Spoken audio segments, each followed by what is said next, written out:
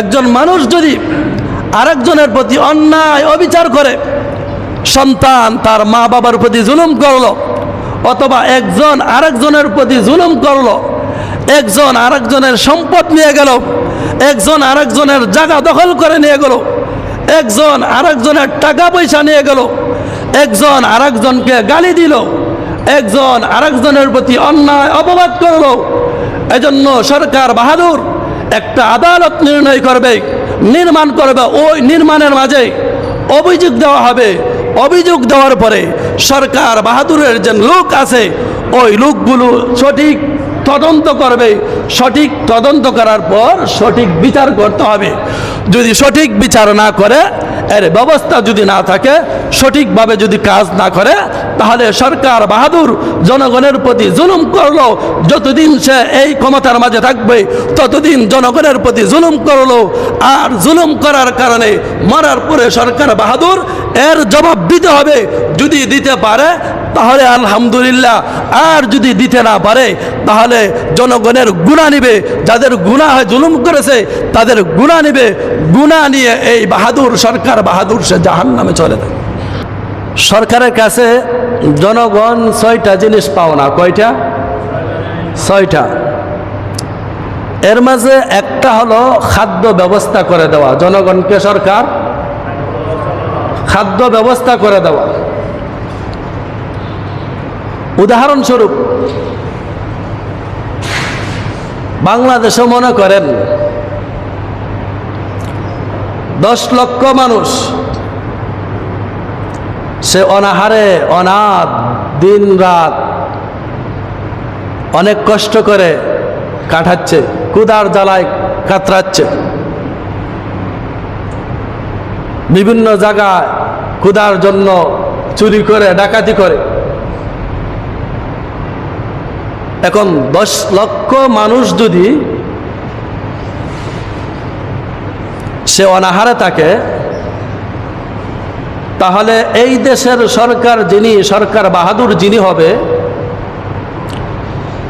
উনার প্রতি, উনি এই দেশে যতদিন ক্ষমতায় থাকে ততদিন যত নাগরিক আছে তাদেরকে খাদ্য ব্যবস্থা করে দেওয়া, পর্যাপ্ত পরিমাণ খাদ্য ব্যবস্থা করে দেওয়া। এখন যদি 10 লক্ষ মানুষকে খাদ্য ব্যবস্থা না করে দিতে পারে, তাহলে সে জনগণের প্রতি জুলুম করলো। কি করলো? জুলুম করলো। আর জুলুম করার কারণে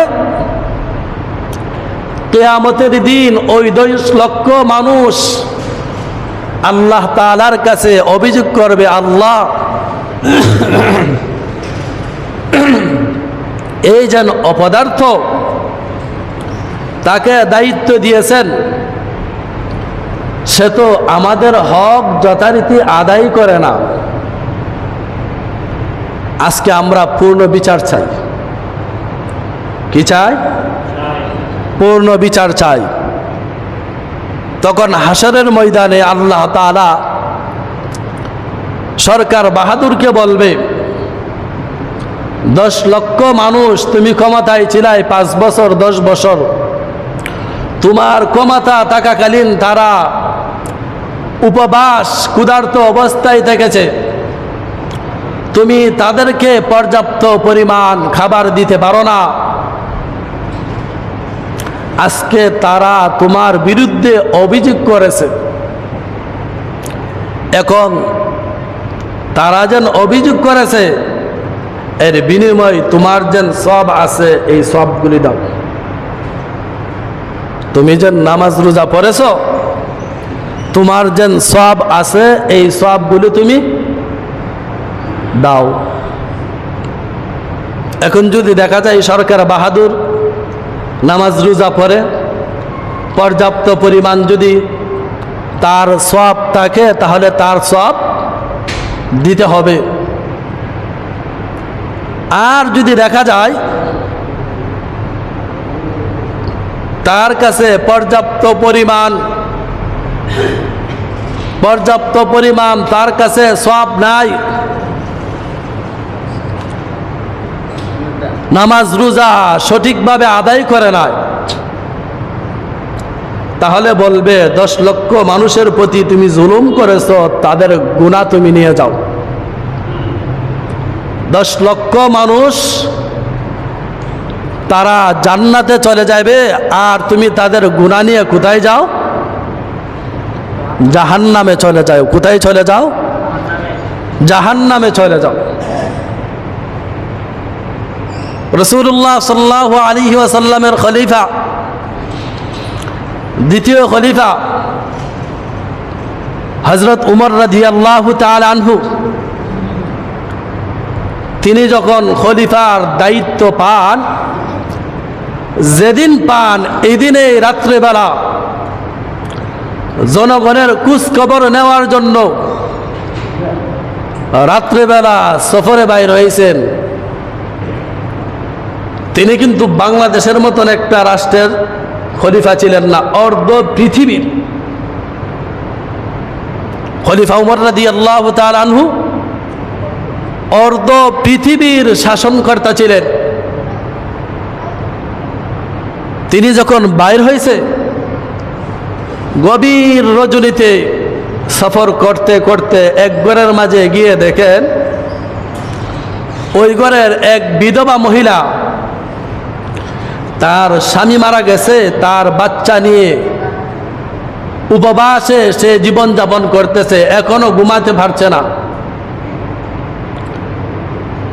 খলিফা উমর রাদিয়াল্লাহু তাআলা আনহু জিজ্ঞাসা করলেন, এত রাত্র হয়েছে, এখন কেন আপনি জীবিত? ওই মহিলা বলতেছেন, শুনেছি উমর নাকি দেশের শাসনকর্তা হয়েছে, সে তো আমার দায়িত্ব বলতে কিছু নেই না। আমার স্বামী মারা গেছে, আমার যে ছোট ছোট বাচ্চা, এই বাচ্চাদেরকে আমি খাওয়াতে পারি না, আমি একজন বিধবা নারী।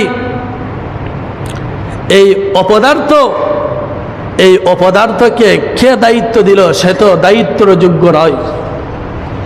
এই মহিলা কাকে বলতেছেন? উমরকে। মহিলা চিনে উমর। রাত্রিবেলা মহিলা ভাবতেছে হয়তো তিনি একজন মুসাফির, তিনি একজন মুসাফির, মুসাফিরের কাছে এই কথা বলেছেন। উমর রাদিয়াল্লাহু তাআলা আনহু বলেন, আগামীকাল আপনি উমরের দরবারে যাবেন। উমর কেন আপনাকে খাবারের ব্যবস্থা করে দেয় না, এর জন্য জবাবদিহি করতে হবে। উমর রাদিয়াল্লাহু তাআলা আনহু রাতের বেলায় তাড়াতাড়ি বাইতুল মালে গেছেন।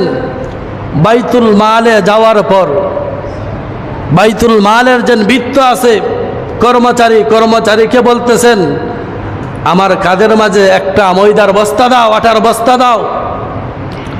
কর্মচারী বলতেছেন, আমি কর্মচারী থাকা সত্ত্বেও আপনার কাছে আপনার কাঁধের মাঝে বস্তা দিব, এটা তো হতেই পারে না।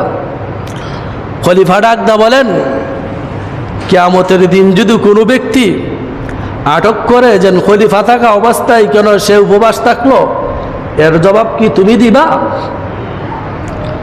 এবার কর্মচারী বলতেছেন, এত বড় দায়িত্ব, এটার জবাব আমার দ্বারা দেওয়া সম্ভব না। বলতেছেন, যদি সম্ভব না হয় তাহলে তুমি আমার কাঁধে 18 বস্তা দাও। কর্মচারী খলিফার কাছে 18 বস্তা দেয়। খলিফা কর্মচারী সাজিয়া আর কর্মচারী শাসক সাজিয়া মহিলার কাছে যায়। মহিলার কাছে যাওয়ার পর মহিলাকে রুটি বানায় খাওয়ায়। খাওয়ানোর পরে এরপর মহিলাকে বলছে, হাসি ফুটাইছে, অনেক কাহিনী হয়েছে এই জায়গায়। আবার বলেছে, আগামীকাল তুমি খলিফার কাছে যাইবা। মহিলা বলতেছে, তোমার মতন মুসাফির যদি এদেশের উমর হতো, এদেশের শাসনকর্তা হতো, তাহলে কতই না ভালো হতো। পরের দিন যখন মহিলা গেছে, যাওয়ার পর দেখে, হাই হাই, গত রাত্রে যেই ব্যক্তির কাছে আমি উমরের বিরোধিতা করালাম, সে তো দেখা যায় এখন উমর। সে কাঁপতেছে।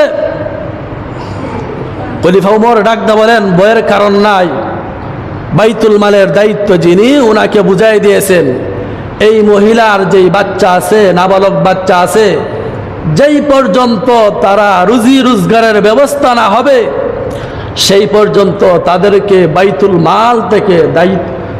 মাল থেকে তাদেরকে বাতা দিতে হবে। তাহলে 1 নম্বর দায়িত্ব কি? সরকার বাহাদুরের 1 নম্বর দায়িত্ব কি? খাদ্য ব্যবস্থা করে দেওয়া। যেই দেশের যত সংখ্যক লোক আছে প্রত্যেকের খাদ্যর ব্যবস্থা করে দেওয়া। যাদের খাদ্যর ব্যবস্থা করে না দিতে পারবে, সরকার বাহাদুর তাদের প্রতি জুলুম করবে। আর জুলুমের বিনিময়ে কিয়ামতের দিন হয়তো সওয়াব দিতে হবে। সওয়াব যদি দিতে না পারে তাহলে তাদের গুনাহ নিবে, গুনাহ নিয়ে জাহান্নামে যাবে। আছে বাংলাদেশে বা সারা বিশ্বে কয়টা কান্ট্রিতে আছে? আজকে যদি দেশে 1 নম্বর শর্ত থাকতো তাহলে দেশের মাঝে মানুষ অনাথ উপবাসে থাকতো না। 2 নম্বর শর্ত হলো পোশাকের ব্যবস্থা করে দাও। কিসের ব্যবস্থা করে দাও? পোশাকের ব্যবস্থা করে দাও। দেশের মাঝে যত জনগণ বসবাস করবে তাদের পোশাকের ব্যবস্থা করে দেওয়া। এখন মানুষ যদি পর্যাপ্ত পরিমাণ তাদের পোশাক না পায় তাহলে সরকার বাহাদুর জনগণের প্রতি জুলুম করলো। কি করলো? জুলুম করলো। আর জুলুম করার কারণে কিয়ামতের দিন সরকার বাহাদুর জবাবদিহি করতে হবে। হয়তো সওয়াব দিতে হবে, নয়তো গুনাহ নিতে হবে। 10 লক্ষ 20 লক্ষ যেই দেশে যত মানুষ বসবাস করে প্রত্যেকের পোশাকের ব্যবস্থা করার দায়িত্ব কার? সরকার বাহাদুরের। সরকার বাহাদুর যদি পোশাকের ব্যবস্থা না করতে পারে তাহলে সরকার বাহাদুর জনগণের প্রতি জুলুম করলো। আর জুলুম করার কারণে সে কিয়ামতের দিন আল্লাহ তাআলার কাছে জবাবদিহি করতে হবে। কেমন পোশাকের ব্যবস্থা? খলিফা উমর রাদিয়াল্লাহু তাআলা আনহুর ইতিহাস পাওয়া যায় উনার শাসনামলে। উনি একদিন মসজিদে নববীর মাঝে উঠছেন, উঠার পর ভাষণ দিতেছেন। এর আগে লিলিফের মাল আছে না, লিলিফের মাল প্রত্যেককে একটা করে সরকারি চাদর দেওয়া হয়েছে। উমর রাদিয়াল্লাহু তাআলা আনহু জুমার নামাজ পড়াইতো, ওনার কাছে লিলিফের চাদর 2টা। কয়টা? 2টা। জনগণে পাইছে কয়টা? 1টা। উমর যখন 2টা পাইছে, খুতবা দিতেছে, এমন সময় একজন মুসল্লি বলতেছেন, উমর, জনগণ সবাই পেয়েছে 1টা, আর তুমি হলা শাসনকর্তা, তুমি নিছো 2টা। যেই পর্যন্ত এই প্রশ্নের উত্তর না দাও তোমার খুতবা শুনতাম না, তোমার পিছনে নামাজও পড়তাম না। কত বড় প্রশ্ন! কাকে বলছেন? উমরকে বলছেন। অর্ধজাহানের পৃথিবীর খলিফা উমরকে বলতেছেন, জনগণ সবাই পাইছে লিলিফের মাল 1টা, তুমি 2টা কেমনে পাইছো? জবাব দাও। যদি জবাব না দিতে পারো তাহলে তোমার খুতবা শুনবো না, তোমার পিছনে নামাজও পড়বো না। উমর বলেন, তোমাকে ধন্যবাদ, তোমার মতন মুসল্লি পেয়ে আমি ধন্যবাদ, তোমার মতন একজন মানুষ পেয়ে ধন্যবাদ। তুমি যে এলাকায় থাকো ওই এলাকায় জনগণের মানুষ না খেয়ে মরবে না। তবে তুমি আমাকে যেই প্রশ্ন করেছো এই প্রশ্নের উত্তরটা আমি দিব না, আমার ছেলে আব্দুল্লাহ দিবে। কে দিবে? আব্দুল্লাহ দিবে। আবার আব্দুল্লাহকে বললেন, তুমি উত্তর দাও। উমরের ছেলে আব্দুল্লাহ বলতেছেন যে আমার পিতা তিনি শাসনকর্তা, তিনি খলিফা, তিনি চাদর 1টা পেয়েছেন, আর 1টা চাদর দেন পেয়েছেন। 1টা চাদর দিয়া ওনার পুরা শরীর ঢাকা হয় না, যদি মাথা ডাকে তাহলে পা বাইর হয়ে যায়, আবার যদি পা ডাকে তাহলে মাথা বাইর হয়ে যায়। আমার যেন পিতা ওনার মাত্র পোশাক 1টা। কয়টা? একটা। এখন একটা পোশাক দিয়ে জুমার নামাজ পড়াবে, এটা মানানশীল নয়। এজন্য আমি যেন আমার বাড়ে যেন একটা চাদর ছিল, এই একটা চাদর দিয়ে, দুইটা চাদর দিয়ে আমার পিতাকে জুমার নামাজ পড়ানোর অনুমতি দিয়েছি। আবার বলেন, অর্ধ পৃথিবীর শাসক, পোশাক কয়টা? একটা। এখন যদি বাংলাদেশের যারা আছে দায়িত্বে, অতীতে যারা গেছে, বর্তমানে যারা আছে, অথবা অন্যান্য ক্রান্তিতে আছে, তাদেরকে যদি বলে, আমি যদি বলি আপনারা জনগণের টাকা দিয়ে গাড়ির ব্যবস্থা করেন, জনগণের টাকা দিয়ে বাড়ির ব্যবস্থা করেন, জনগণের টাকা দিয়ে আপনি আমোদ প্রমোদ করেন, বলেন আপনাকে বাহবা দিব না আপনাকে কয়েদখানা নিব? কথা বলেন। স্বাগতম জানাবে না আঘাত করবে? আঘাত করবে। অথচ অর্ধ পৃথিবীর শাসক, অর্ধ পৃথিবীর শাসক খলিফা, জান্নাতের সার্টিফিকেট, ওনার পোশাক কয়টা ছিল? একটা। ওনার পোশাক কয়টা ছিল? একটা পোশাক ছিল। একটা পোশাক দিয়ে তিনি জুমার নামাজ পড়াতে পারেন নাই। 2 নম্বর পোশাক ওনার যে সন্তান, এই সন্তানের পোশাক দ্বারা জুমার নামাজ পড়াইছে। অথচ দেখেন আজকে বিভিন্ন দেশের যারা শাসনকর্তা হয়ে থাকে, যারা শাসক করে, এদের কি অবস্থা, আর উমরের যুগে, রসুলের যুগে তাদের কি অবস্থা ছিল? কাজেই সরকার বাহাদুর, যেই সময় যেই সরকার ক্ষমতা রাখবে, সেই সরকার ক্ষমতা থাকা অবস্থায় যদি জনগণ পর্যাপ্ত পরিমাণ পোশাক না পায়, যতটুকু পোশাকের দরকার ততটুকু পোশাক যদি না পায়, তাহলে সরকার বাহাদুর কিয়ামতের দিন আল্লাহ তাআলার কাছে জবাবদিহি করতে হবে। যদি জবাব না দিতে পারে, তাহলে সে যত বছর ক্ষমতা ছিল, এত বৎসরের যত গুনাহ আছে, সমস্ত গুনাহ জনগণের গুনাহ দিতে হবে, আর তার বিনিময় সে জাহান্নামে যেতে হবে। এজন্য যারা শাসক হবে, শাসকদের উচিত আমার দায়িত্ব কি এটা আমি জেনে নেওয়া। আমরা তো দায়িত্বই জানি না। দায়িত্ব না জানার কারণে দেশের মাঝে আজকে অশান্তি। দেশের মাঝে কি আজকে যত প্রকারের অশান্তি দেশের মাঝে, যার যার দায়িত্ব না জানার কারণে। 3 নম্বর দায়িত্ব হলো শিক্ষার ব্যবস্থা করা। কি ব্যবস্থা করা? শিক্ষার ব্যবস্থা করা। শিক্ষার ব্যবস্থা করা। সরকার বাহাদুর সে দেশের মাঝে কুরআন সুন্নাহ মুআফিক শিক্ষার ব্যবস্থা করব, এমন শিক্ষা নীতি চালু করতে হবে যেই শিক্ষার মাঝে ইসলাম বিরোধী যেন না থাকে। যেই শিক্ষার মাঝে ইসলাম বিরোধী না থাকে। যদি ইসলাম বিরোধী কোনো শিক্ষা দিয়ে দেয়, ইসলাম বিরোধী যদি জনগণ কোনো শিক্ষা অর্জন করে, তাহলে সরকার বাহাদুর যাদেরকে ইসলাম বিরোধী শিক্ষা দিল, যেই শিক্ষা কোরআন সাপোর্ট করে না, হাদিস সাপোর্ট করে না, ওই শিক্ষা যদি জনগণকে দেয়, তাহলে সরকার বাহাদুর এর জন্য জবাবদিহি করতে হবে। কিন্তু আমরা তো দেখি বিভিন্ন ক্রান্তিতে ইসলাম নামক যে শিক্ষা, এই শিক্ষাটা বর্তমানে পদদলিত।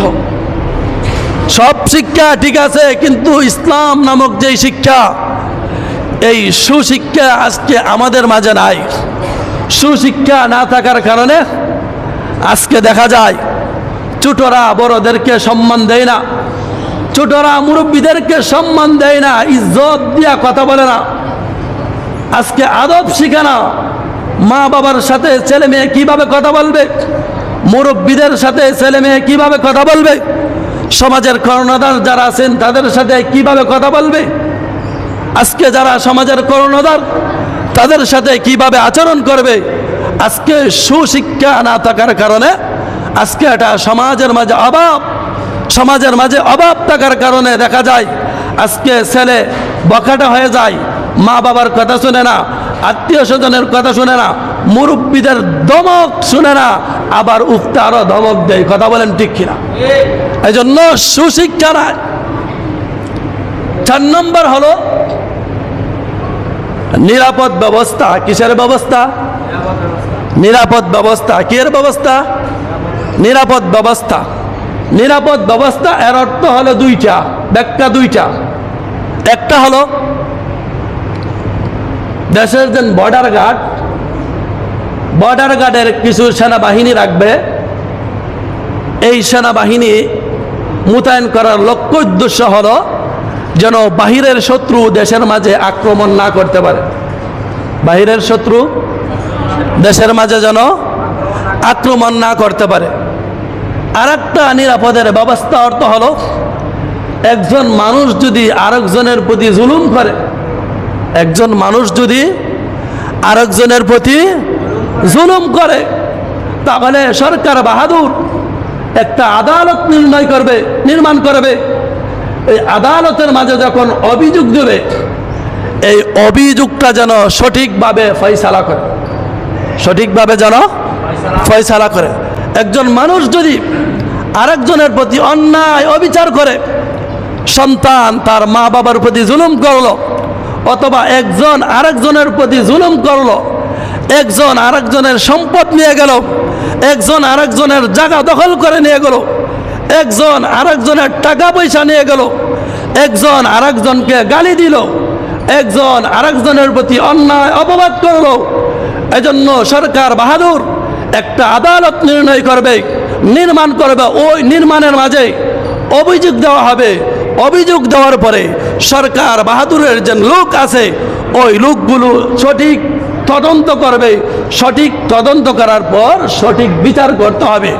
যদি সঠিক বিচার না করে, এর ব্যবস্থা যদি না থাকে, সঠিকভাবে যদি কাজ না করে, তাহলে সরকার বাহাদুর জনগণের প্রতি জুলুম করলো।